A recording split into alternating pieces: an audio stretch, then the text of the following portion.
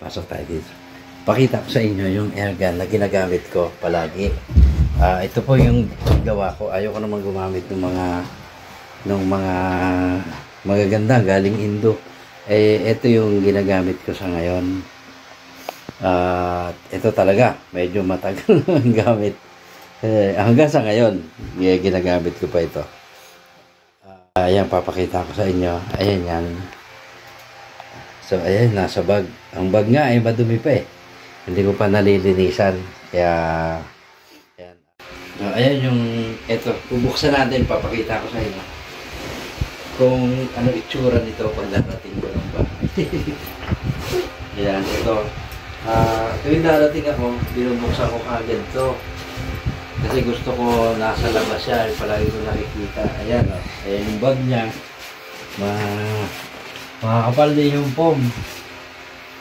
Ayan, tapos yung silencer na tinatagal ko kasi hindi kasya. Hindi masasara yung button. Yung yung zipper niya. Kaya ito, kita niya. Ganda naman yung thread niya. Tapos anodize yung kanyang silencer. Anodize din. Kaya, ilalagay ko muna to. Agad niya kasi gusto ko nakatayo siya doon pag may ginagawa ko, nakatayo siya doon, nakikita ko parang inspirasyon ko yung airgun ko kasi siyempre akong gumawa niyan, kailangan yan, kaya hindi ako gumagamit ng mga gawang Indo. Ako lang muna yung sarili kong gawa, yun talaga yung ayan, tignan nyo, 1,500 yung output niyan. 1,500. Tapos yung laman niya ito 2,100 PSI. Yan pa yung binomba ko kagabi. Tapos ito, ipakita ko sa inyo. Ito yung pinaka-importante. Nirehistro ko po yan. Yan, naka-register siya sa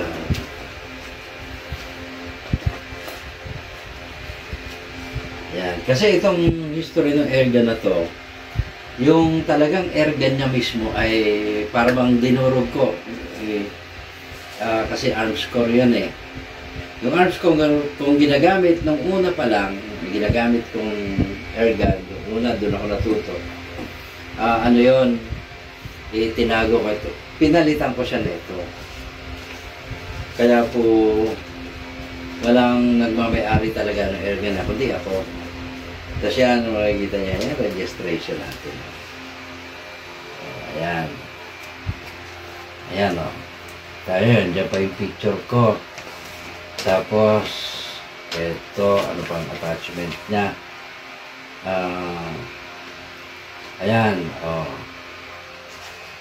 Resibo. Ano to ng, meron pa affidavit of acquisition yan eh. Kasi wala na po tayong resibo doon talaga. Doon sa pinagbilhan yan. Ayan. Ito yung resibo na pinagbayaran sa bangko.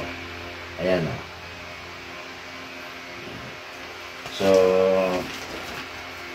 kaya siya, kahit dalhin ko, andyan yung serial number niya, tsaka ito, andyan siya. Kaya po, gusto ko kasi pagka ako yung kagaya sa mga sasakyan, pagdating na expired na siya, nire-rehistro ko bago ma-expired. Yun nga lang pong yung lang pong minivan natin wala, busy talaga, wala akong oras na. Na-expired siya ng 2 weeks na lumampas, kaya nag-penalty ako. Pero at least ngayon naka-rehistro na siya. Tapos siya palagi nandyan. Nung nakaraan niya, naka-plastic pa to eh. Ngayon ko lang tinanggal yung plastic kasi na yung plastic niya, kulay dilaw na. Luma-luma na, tsaka madumi na. Kaya maglalagay ulit ako ng ayusin ko ulit yan, lalagyan ko ulit ng plastic yan. Yan po ay copy lang, photocopy lang yan. Kaya yung original natin nakatago. Kaya, ayan, dapat kahit papano, pag pumupunta ako sa